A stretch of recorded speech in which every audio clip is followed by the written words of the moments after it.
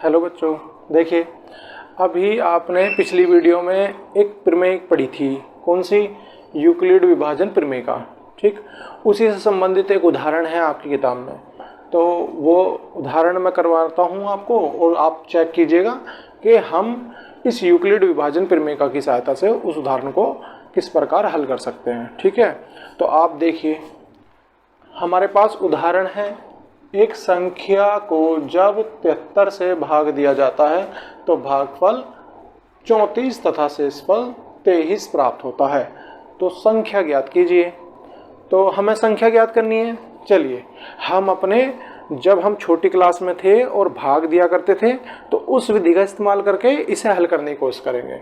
Check करें तो हम मान लेते हैं कि वह संख्या क्या है, हमारी x है। ठीक, तो जैसे ही हम x को 73 से बेटा भाग देंगे तो भागफल हमारा 34 आ गया, 23 आ गया हमारा शेषफल।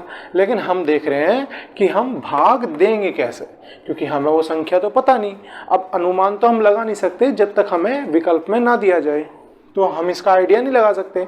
तो ये मेथड जो होता है वो है, ये जो मेथड है हमारा भाग देने का, ये तो फेल हो गया। ठीक, तो ये तो मेथड काम नहीं आया है। यहाँ पे तो हम संख्या ज्ञात नहीं कर सकते इस मेथड के द्वारा। तो हमें क्या जरूरत पड़ी? तब हमें जरूरत पड़ती है यूक्लिड विभाजन प्रमेय की। तो इससे हम उस संख्या को आसानी से ज्ञात कर सकते हैं। देखिए तो हमारी विभाजन प्रमेय क्या कहती है कि a बराबर होगा b क्यों प्लस r के, जहाँ पे a हमारा क्या है, विभाज्य है या भाज्य कह सकते हो आप। b हमारा क्या है, भाजक, जिससे भाग देना है आपको। क्यों आपका भागफल है और r आपका शेषफल है, जहां b और 0 के बीच में हमारा r उपस्थित होगा। ठीक है, तो यहां हम देखेंगे बेटा हमें a नहीं दिया है उन्होंने, तो a हमें ज्ञात करना है, यानी विभाज्य हमारा ज्ञात करना है।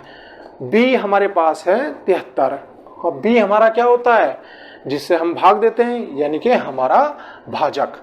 और q हमारा क्या होता है, भागफल। तो भागफल हमें कितना दिया है, 34, और उसके बाद में हमें शेषफल दिया है 23। तो हम यहाँ सभी के मान अपनी प्रमेयिका के अंदर रख देते हैं। तो आप देखोगे a बराबर 73 गुणा 34 प्लस 23।